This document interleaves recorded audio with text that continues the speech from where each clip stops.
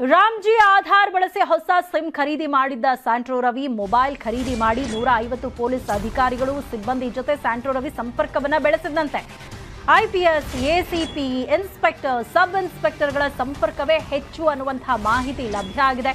ಹಳೆ ಮೈಸೂರು ಭಾಗದ ಪೊಲೀಸರ ಜೊತೆ ರವಿ ಸಂಪರ್ಕದಲ್ಲಿದ್ದ 6-7 ರಾಜಕಾರಣಿಗಳು ಸ್ಯಾಂಟ್ರೋ ರವಿ ಸಂಪರ್ಕದಲ್ಲಿರುವುದು ಪತ್ತೆಯಾಗಿದೆ.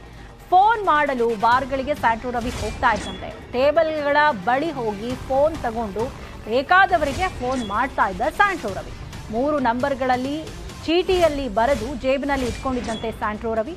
ಆ ನಂಬರ್ಗಳು ಯಾರ್ದು, ಯಾರ್ಯಾರಿಗೆ ಈತ ಕಾಲ್ ಮಾಡಿದ್ದ, ಯಾರ್ಯಾರು ಈತನ ಸಂಪರ್ಕದಲ್ಲಿದ್ರು, ಇದೆಲ್ಲದರ ಬಗ್ಗೆ ಇದೀಗ ಪೊಲೀಸರು ತನಿಖೆಯನ್ನ ಮಾಡ್ತಿದ್ದಾರೆ.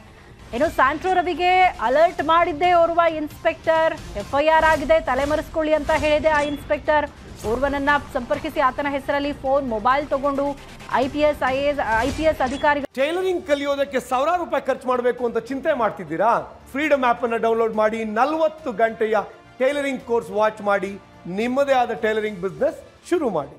ಪೊಲೀಸರನ್ನ ಈತ ಸಂಪರ್ಕ ಮಾಡಿದ, ಅವ್ರ ಜೊತೆ ಮಾತಾಡಿದ ಅನ್ನುವಂತಹ ಎಲ್ಲಾ ವಿಚಾರಗಳು ಇದೀಗ ತನಿಖೆಯಲ್ಲಿ ಬಯಲಾಗಿದೆ.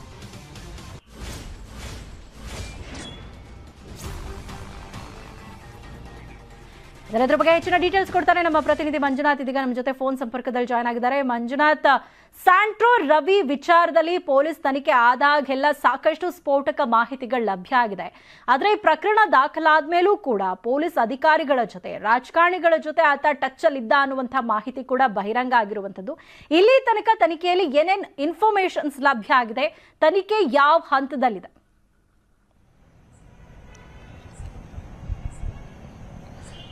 ಚೈತ್ರ, ಈ ಒಂದು ಸ್ಯಾಂಟ್ರೋ ರವಿಯನ್ನ ಗುಜರಾತ್ ನಲ್ಲಿ ಪೊಲೀಸರು ಅರೆಸ್ಟ್ ಮಾಡಿಕೊಂಡು ಈಗಾಗಲೇ ಮೈಸೂರು ಪೊಲೀಸರು ಕೂಡ ನಿನ್ನೆ ಒಂದು ದಿನ ಇನ್ವೆಸ್ಟಿಗೇಷನ್ ಅನ್ನು ಕೂಡ ಮಾಡ್ತಾರೆ. ಇನ್ವೆಸ್ಟಿಗೇಷನ್ ಟೈಮ್ ನಲ್ಲಿ ಕೂಡ ಅಷ್ಟೇ ಒಂದಷ್ಟು ವಿಚಾರಗಳ ಬಗ್ಗೆ ಪೊಲೀಸರಿಗೆ ಮಾಹಿತಿ ಕೂಡ ಸಿಕ್ಕಿರುವಂತದ್ದು.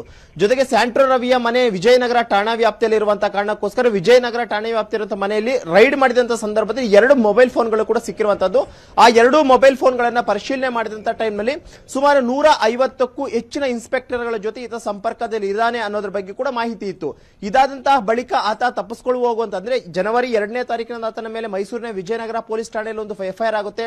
ಎಫ್ಐಆರ್ ಆದಂತಹ ಬಳಿಕ ಆತನಿಗೆ ಓರ್ವ ಇನ್ಸ್ಪೆಕ್ಟರ್ ಕೂಡ 5 ಲಕ್ಷ ಹಣವನ್ನ ಕೊಟ್ಬಿಟ್ಟು ಎಸ್ಕೇಪ್ ಆಗುವ ಅನ್ನುವಂತ ಮಾತನ್ನು ಕೂಡ ಹೇಳಿರ್ತಾನೆ. ಇದಾದಂತಹ ಬಳಿಕ ಆತ ಎಲ್ಲೆಲ್ಲ ಹೋದ ಏನು ಅನ್ನೋದ್ರ ಬಗ್ಗೆ ಕೂಡ ಈಗಾಗಲೇ ಪೊಲೀಸರು ಮಾಹಿತಿಯನ್ನ ಕೂಡ ಕಲೆ ಹಾಕಿರುವಂತದ್ದು. ಇಲ್ಲಿ ಪ್ರಮುಖವಾಗಿ ಪೊಲೀಸರಿಗೆ ಮೂಡಿರುವಂತಹ ಪ್ರಶ್ನೆ ಅಂತಂದ್ರೆ 150 ಜನ ಇನ್ಸ್ಪೆಕ್ಟರ್ ಜೊತೆ ಆತ ಸಂಪರ್ಕದಲ್ಲಿದ್ದ. ಆ ಸಂಪರ್ಕ ಯಾವುದೇ ರೀತಿಯಾಗಿತ್ತು, ಜೊತೆಗೆ ಆತ ಏನಾದ್ರೂ ವರ್ಗಾವಣೆ ಮಾಡಿಸ್ತೀನಿ ಅಂತ ಹೇಳ್ಬಿಟ್ಟು ಅವರ ಬಳಿ ಹಣವನ್ನ ಪಡ್ಕೊಂಡಿದ್ದಾನೆ ಅನ್ನೋದ್ರ ಬಗ್ಗೆ ಕೂಡ ಪೊಲೀಸ್ ಇನ್ವೆಸ್ಟಿಗೇಷನ್ ಈಗಾಗಲೇ ಶುರು ಮಾಡಿರುವಂತದ್ದು.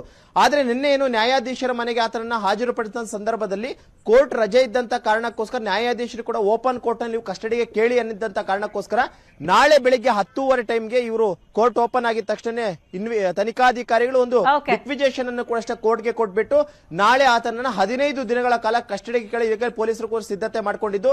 ಆದ್ರೆ ನ್ಯಾಯಾಧೀಶರು ಎಷ್ಟು ದಿನಗಳ ಕಾಲ ಕಸ್ಟಡಿ ಕೊಡ್ತಾರೆ ಏನನ್ನೋದ್ರ ಬಗ್ಗೆ ಕೂಡ ಬಹುತೇಕ ನಾಳೆ ಗೊತ್ತಾಗುತ್ತೆ. ಚೈತ್ರ, ಥ್ಯಾಂಕ್ ಯು ಮಂಜು ತಮ್ಮೆಲ್ಲ ಇನ್ಫಾರ್ಮೇಶನ್ಗೆ.